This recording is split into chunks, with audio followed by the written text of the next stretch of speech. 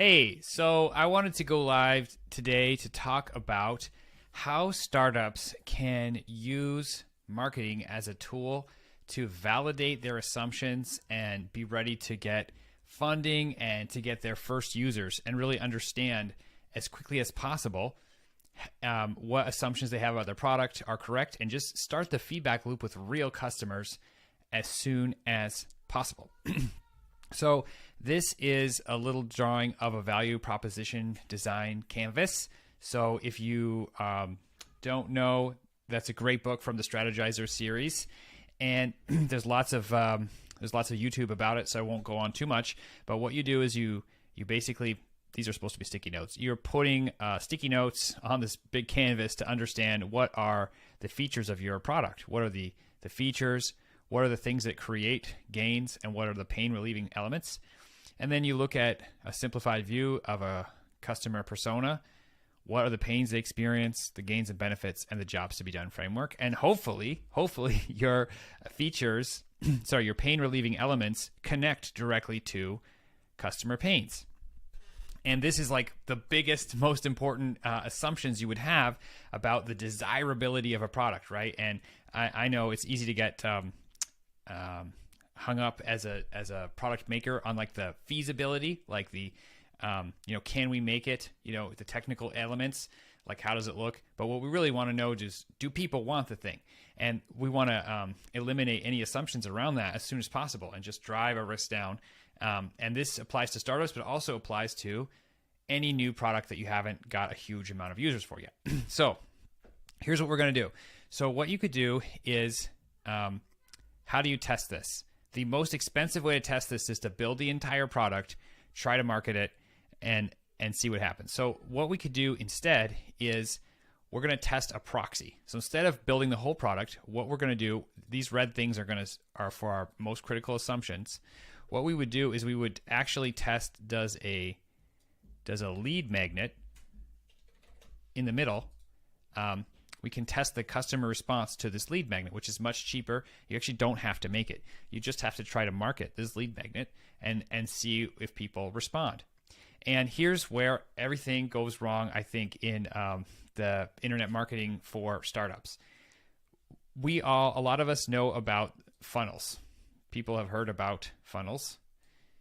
There's this fellow, you may have heard of him, Russell Brunson. He's very big on funnels. And Russell Brunson wants us to believe we're one funnel away. He actually got that from Gary Halbert, who says you're one letter away. Okay. Anyway, here's a sales funnel that you might have. You might have an ad, and then you might have like an opt-in, and then you might have, maybe you have a VSL, and then maybe that's going to book a call to get a demo or sign up. Whoa, that looks weird. Okay, so this might be a funnel. The problem is this is super automated. That's why it's exciting for big companies, and that's why there's always big numbers behind it. When you hear a successful funnel, can drive huge revenue. But each one of these things has to be super ironed out, right? You're gonna spend money on your ad, then not everyone's gonna click. Then you're gonna spend money on your opt-in. Maybe you'll get 20%. Then you're going to spend money on like a VSL or a webinar. And then less than 40% of the people are going to hit play on the webinar. Most people aren't even going to get to the end of the thing to even see your offer or see why they should do a demo. And then there's a drop off at each point. So there's a huge friction for the customer at each one of these points.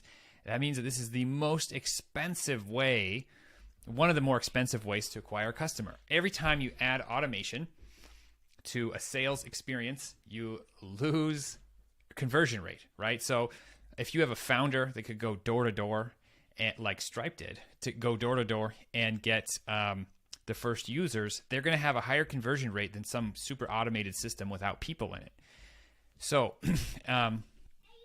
what we could do, if we want to test that this lead magnet works, what a lot of people think they need to do is get a funnel and do all this really cool, technical, fancy internet marketing stuff, and they think that, it really matters what software. But instead, there is another strategy that we could do just to make this work. So one thing you can do, and this is what I would recommend to a lot of startups, is doing an ad directly to chat. So there's no opt-in, and this chat is a real person, not a bot. It's a real person. Maybe they have a script or some formulaic way of responding to ensure that they get good responses.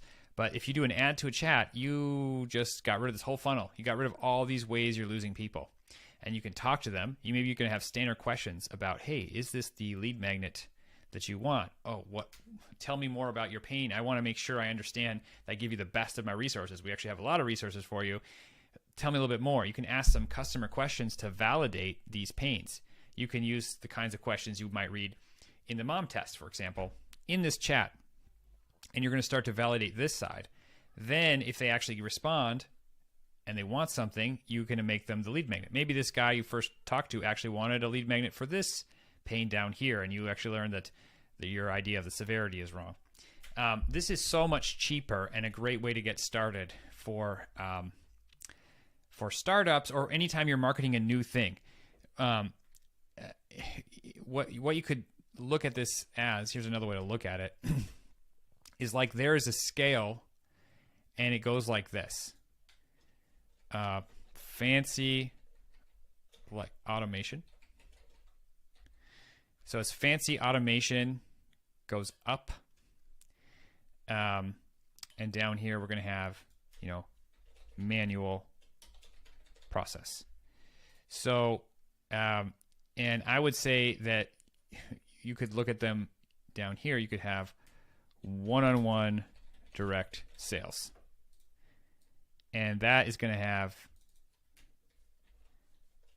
highest conversion rate. So the highest conversion rate actually happens with manual processes. So you've got one-on-one direct sales. You can't get better than that. And then up here, you have, like a multi-step webinar funnel.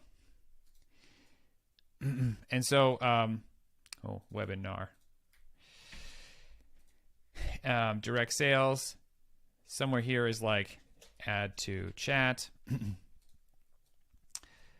you have like, add to opt-in. Yeah, I think you guys get the point. And what fancy automation, why would you do fancy automation? Is because you get the highest volume. Get the highest volume with, you can do more with this. If you could potentially see more customers if it's super automated and you're reaching thousands of customers that you couldn't do with direct sales. The problem is, for this fancy automation to make any sense, it has to be totally dialed in. You have to, for the conversion rate that you are losing, you have to make up for in volume. Well, if you're launching something new, you don't have to start up here at the top of the mountain of the coolest stuff in internet marketing. You actually need to start way down here, direct sales. And here's the problem. A lot of companies, direct sales is slow, and, organic marketing also, I would say, goes down here. It's slow. It's also slow. So a great middle ground is running ads to chat, where you can talk to people and set appointments for demos, or talk to them about their needs and understand what lead magnets they want, start to validate and start to get conversations with customers. Because in the end, conversations are amazing to validate. That's like the first step. The next step would be measurable behavior actions. But even the conversation is something. Even that they would talk to you about something is data. That's like, there are certain topics so uninteresting to your customer, they're not going to talk about them.